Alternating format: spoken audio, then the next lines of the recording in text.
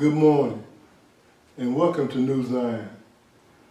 Again, we're not about to entertain you. Don't want to entertain you, but we want to make sure that you learn God's words for yourself. One of the things is that we want you to understand that the Bible gives us a reason to do things and live a certain way in our life. Today's title of our sermon is, "It's not the talk, it's the walk." And we'll be coming from the book of Numbers, the fourth book of the Bible, Numbers.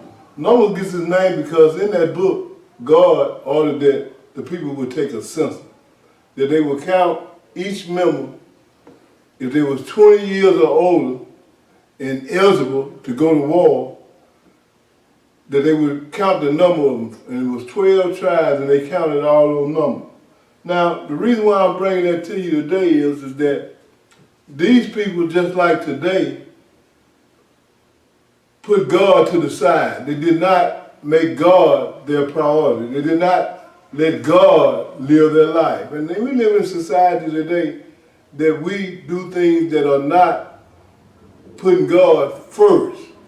You know, we have all kinds of things that come up that put us away from walking in righteousness. And so we're going to look at our ancestors, how they did things, and how God, being God, showed his mercy, but most of all, his justice. Now, if you look at the chapter 1 through 10 in the book of Numbers, you'll find that they were first led out of Egypt and brought to Mount Sinai.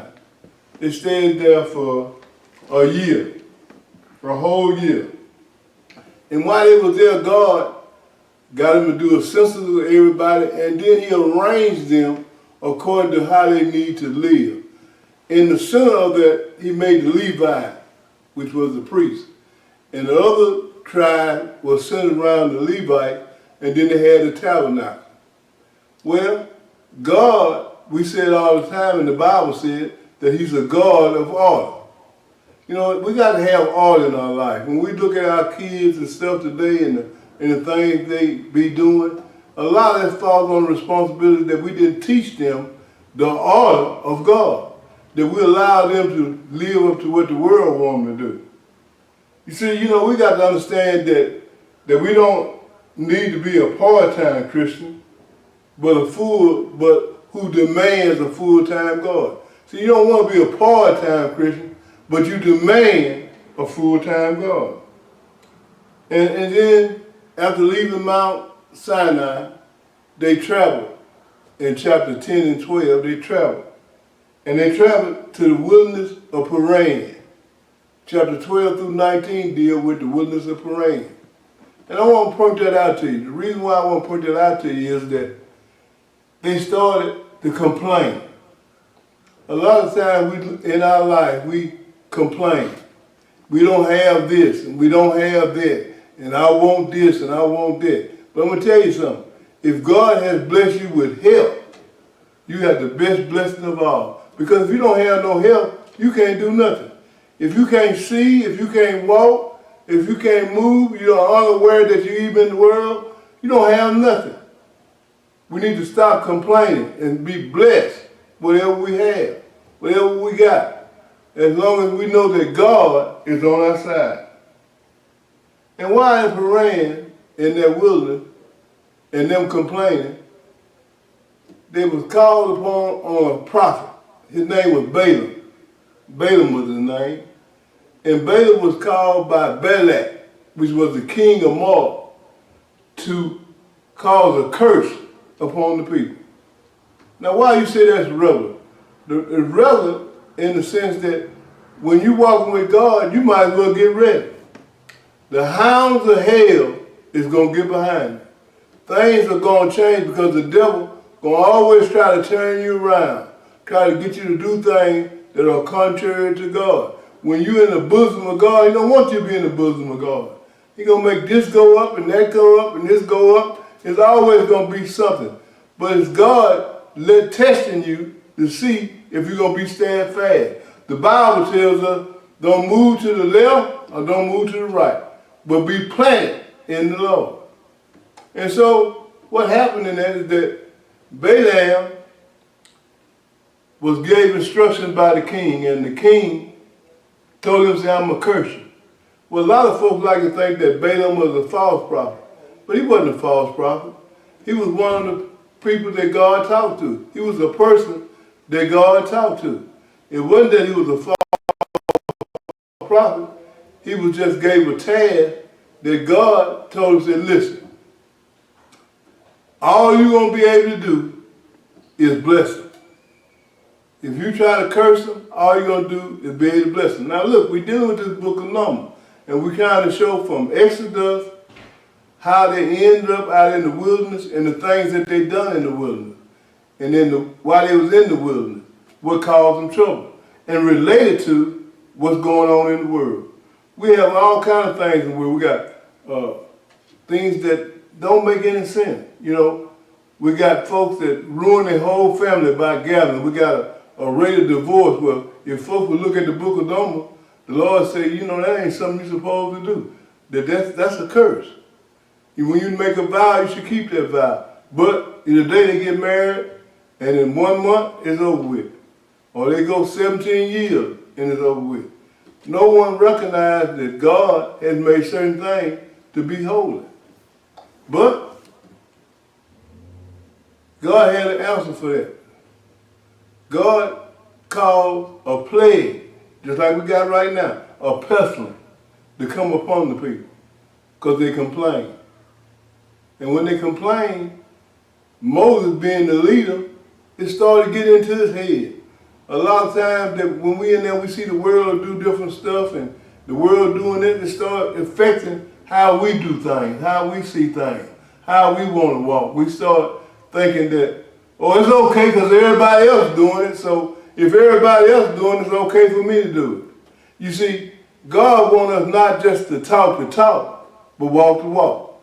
After 400 years of being in slavery, God had brought them out, and they brought out, they didn't know how to receive their blessing. They didn't know how to understand that God had a blessing for them. And so Moses got rebelled against. They wanted to replace it. That's like we are today. We want to replace some of the traditions that we had and hold on to the hands of God. That I remember my mama in the past that they would do all they could do for God.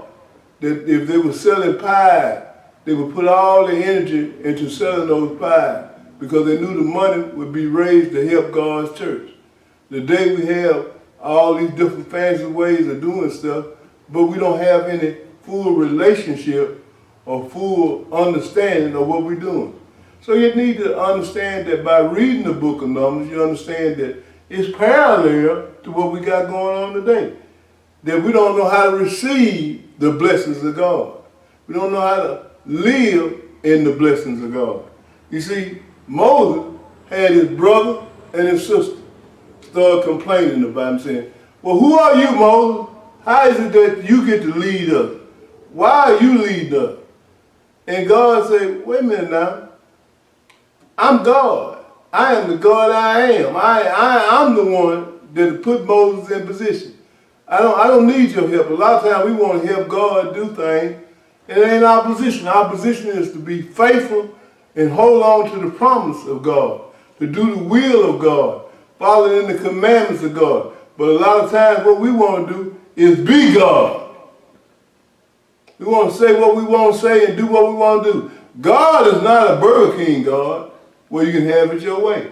And he told him, okay, because of that, I'm going to send some steaks on you. Yeah, he put steaks on you. Now y'all don't understand that. Y'all understand how God, being merciful and graceful, would send some steaks on the folk. Well, the same way in this same book, where that the people, when they started worshiping Ma, a false god, that God said, I want you to hang them where the sun will be on. Kill them all.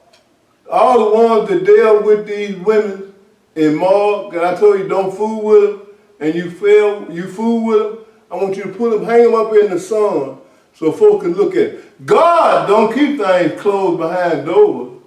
He brings sin and put it out in the open. You see, I'm going to tell you something. And you women, I want you to know, God has gave you a gift. God has made you a beautiful, beautiful gift. And it's how you use that gift.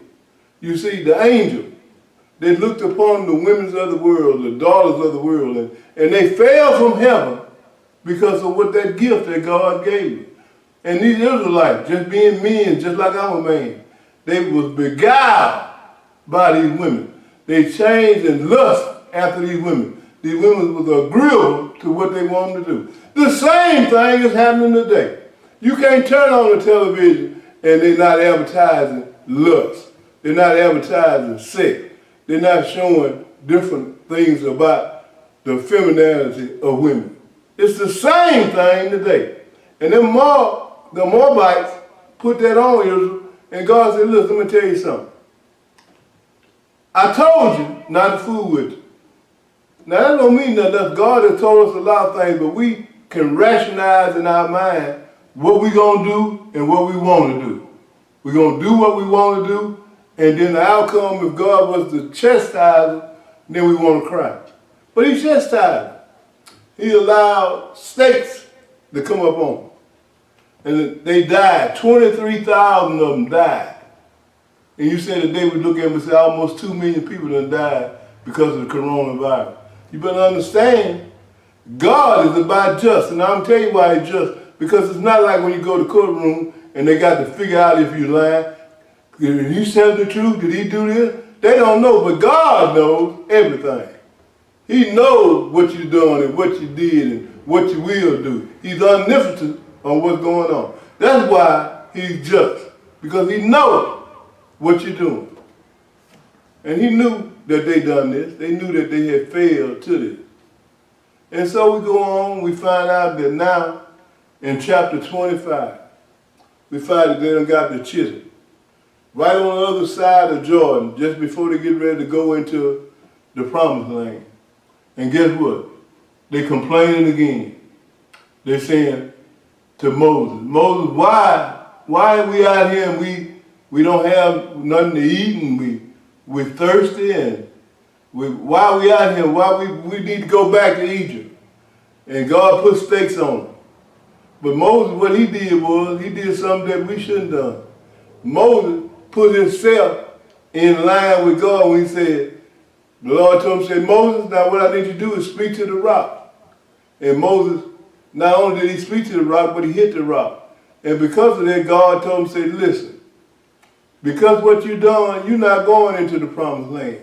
What are you saying? I'm saying that if we don't follow the commandments of God, we can't go home.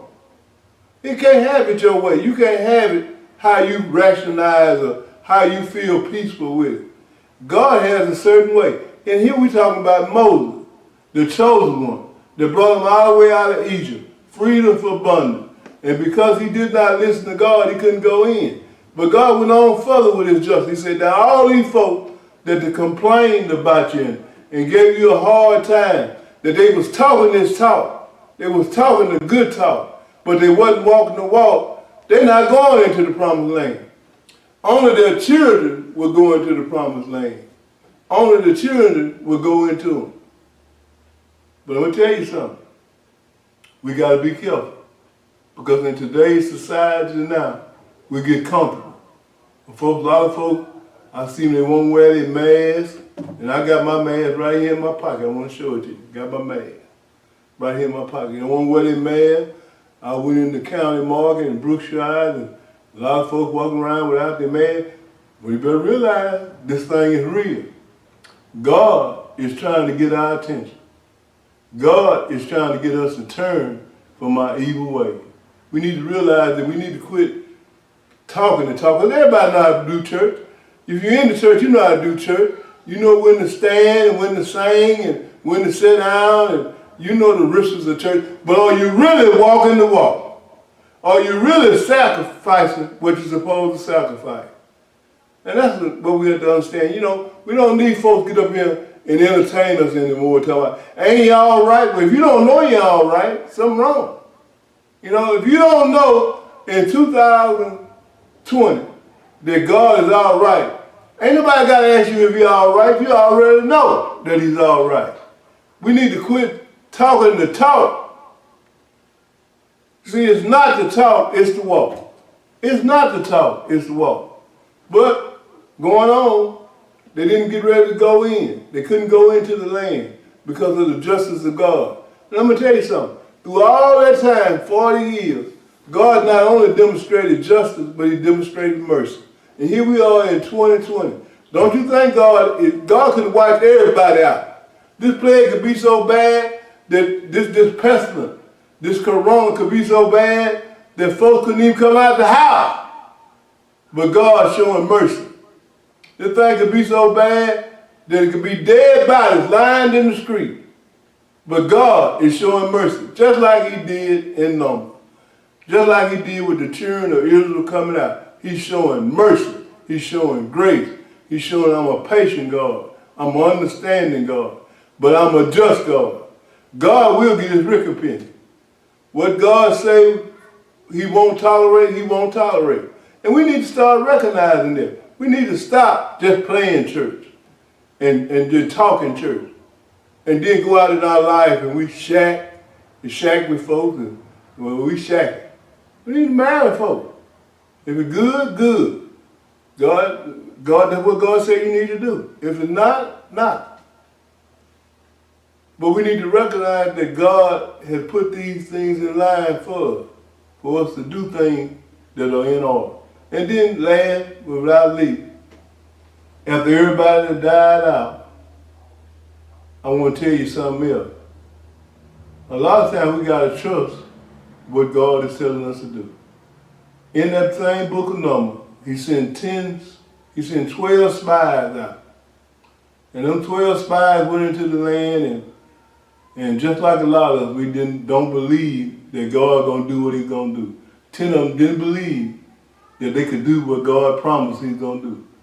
And I believe God promised us that if we seek his faith, that we gotta walk in his righteousness, that we will be blessed. And those 10 came back and said, ain't no way we can do it. We can't do it, ain't no way we can do it. It ain't no sense us talking the talk because we can't walk the walk. But 2, Caleb and Joshua said, we can do it because of God. We can do everything and anything we do because God strengthens us. And that's what we need to start relying on now. We need to start relying that God is more than just talk.